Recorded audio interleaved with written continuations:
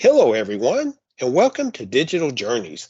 Today, we will follow up with Jim Holman and Anthony Pember on how data can not only benefit institutions, but also help set up students for success.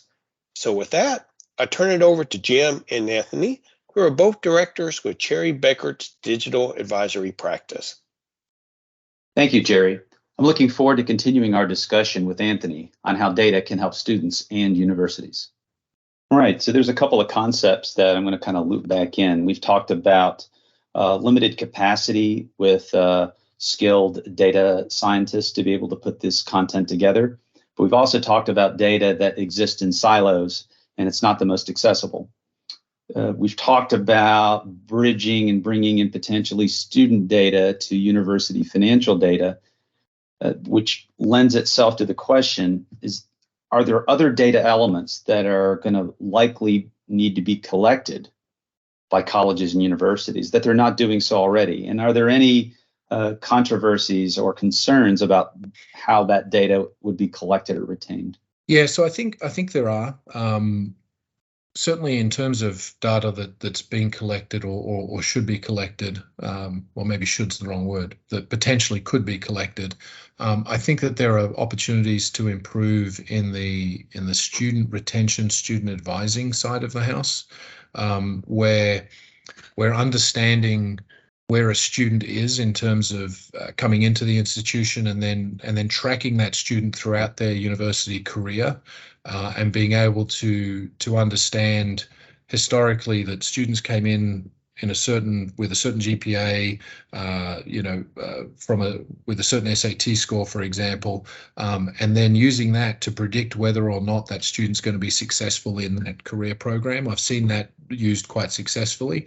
I think if you start to augment that information with additional tracking of how they're going in their career in an institution so that you can intervene.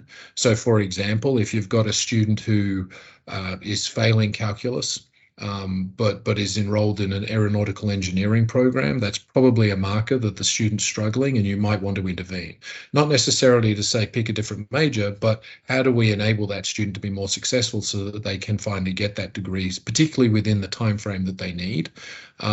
Or if you need to intervene and say, aeronautical engineering isn't for you because you're struggling with some of the basic core requirements, getting that understanding early so you can switch the student early enough so that they don't have to do a fifth year and they haven't wasted some of their electives on a program that they'll ultimately never be able to achieve. So I think pulling in data like that becomes useful and important. I've seen other institutions start to try and measure, particularly when it comes to student success and student support, measure where the students are and what they're doing. So as an example, I've seen institutions implement tracking of student cell phones. Much like Disney has an RFID tag that tracks people where they go around the park so they can look at where queues are and what is attracting different park different customers at the park to different attractions. Some universities have looked at tracking student cell phones to be able to tell where they are. Where are they congregating? What are they, where are they at lunchtime? Are they all going to one spot? Are they attending their classes? So rather than taking attendance, you can tell that the student turned up because their cell phone was in the classroom at the time that the course was being offered. The problem with tracking that sort of information is you're now collecting a large amount of PII, sort of privacy concerns associated with that. And so some students may not like the idea that they're being tracked by the institution, even though it's being done with the best of intentions. And also, as you collect this data, there's a risk of data breach, obviously. So if you lose that, if the institution does have some sort of data breach, there's now a significant amount of personally identifiable information that can be used for all sorts of potentially nefarious problems. And that brings reputational risk for the institution on board as well. Talking about other controversies that could exist, I would also say research information, particularly research that's of national security importance, is becoming probably more and more important to protect. And much like if you have a data breach with personally identifiable information, you have the same sort of problem with, I think, some of the research information that's out there. So much so that many universities don't allow data to be housed offshore, for example, US universities. And the same goes for other institutions. I know, for example, in Australia and the UK, those institutions do not want data stored in other countries because of privacy laws, because of laws in other countries that allow intrusion into the data sets potentially. So there's a lot of controversy or potential controversy surrounding research information as well, potentially. Yeah, it certainly is something where our ability to manage and secure data that's collected lags the potential positive outcome of a university better fulfilling their mission, which is student success. And it's my hope that the universities proactively try to determine the best approach on how they can gather, collect, and utilize data that might otherwise be sensitive in such a way to improve the student experience. Yeah, absolutely. One of the other things that occurred to me while you were just saying that was even with the financial information that I was talking about before, for example, there are controversies associated with that. Now, they're not external. I've been talking a lot about the external controversy, data breach, reputational risk for the institution because you lost personally identifiable information potentially. I think there are also risks associated with internal risks, particularly around financial information. So, for example, the concept that there shouldn't be a price put on the education, or we shouldn't be looking at margin associated with programs because it shouldn't really matter. The mission of the institution is to deliver students, who are capable of doing X, fill in the blank, depends on the institution. But, because we're losing money on that shouldn't really matter. But in some cases it does matter. And the reality is that you can't fund an institution if every program you've got is losing money. That to some constituents within an institution, that is potentially a challenging and controversial concept, and internally trying to get some of the data-driven decision making and the metrics that help drive decisions through data can sometimes be controversial in itself. Another example would be student success measures. If you get 10 people in a room, particularly 10 faculty in a room, and say, how do you measure success for the student? You'd probably get 100 different answers on what that success metric should be. That alone, when you have that, the difficulty in achieving a metric that measures something like student success, that just creates controversies internally as well. So it's a different type of controversy, but it's still one that's very real to an institution. That's true.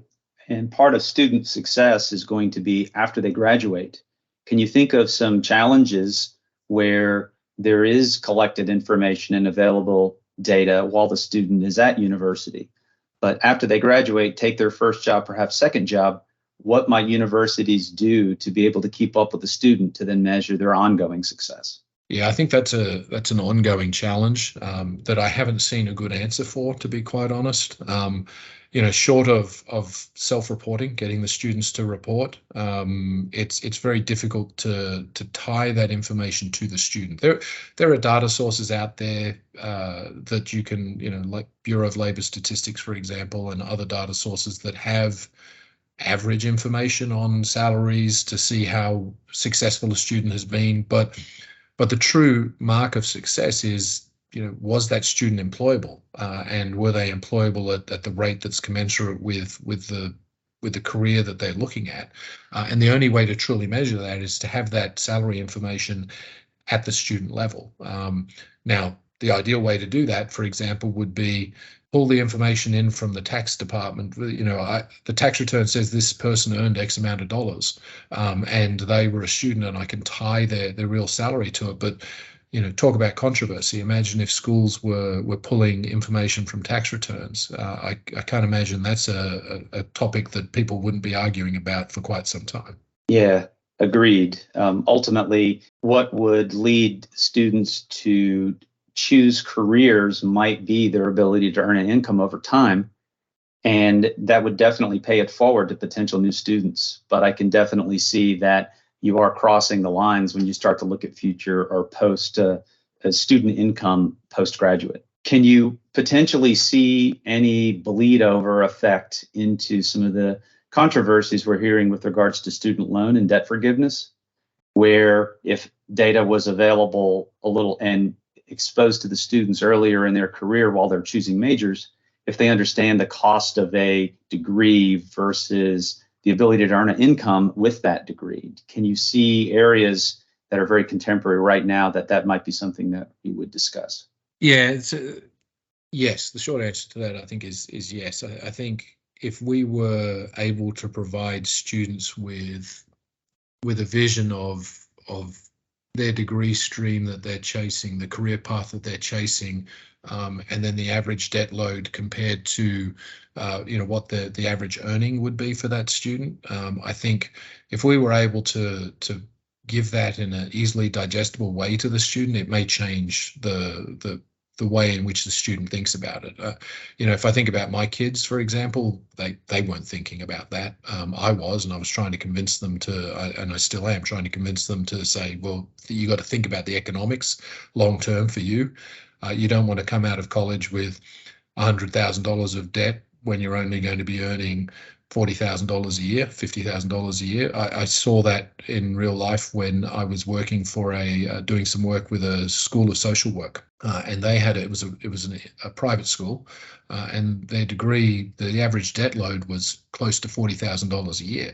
Now the average earning potential for their graduates was less than $40,000 a year, and I'm not sure how many of their students were thinking through that, and I think if we were able to provide them with an easy way to see that correlation, it may help them do a more effective job at picking the right career path based upon earning potential.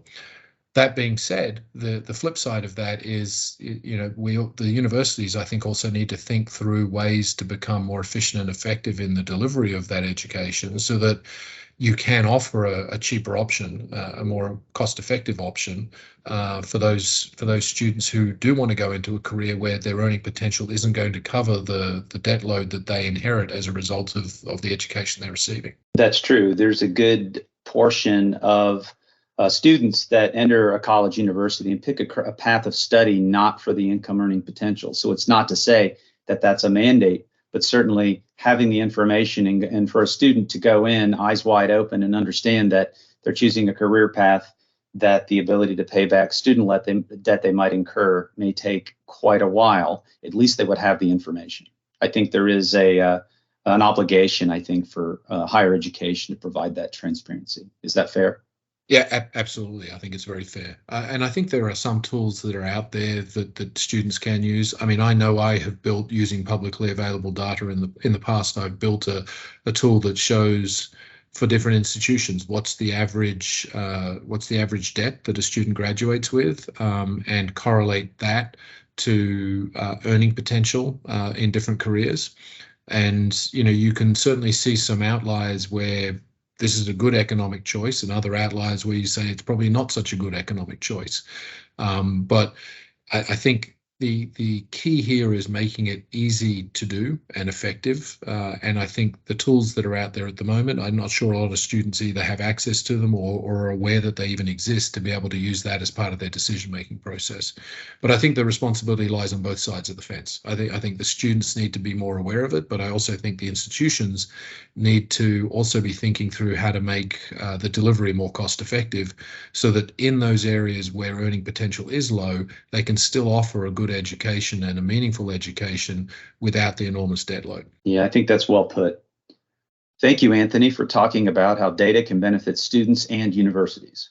I hope everyone enjoyed this discussion. Thanks, Jim. As usual, I really enjoyed the conversation today. Thank you. Well, a call to action from Cherry Bekaert. What we'd like to ask is that if you'd like to learn more about how Cherry Bekaert can help your organization, learn more about how your college and university can maximize the benefits that data can bring, please contact us. Thanks again, Jim and Anthony, for your insight today. Be sure to like and share this podcast and tune in again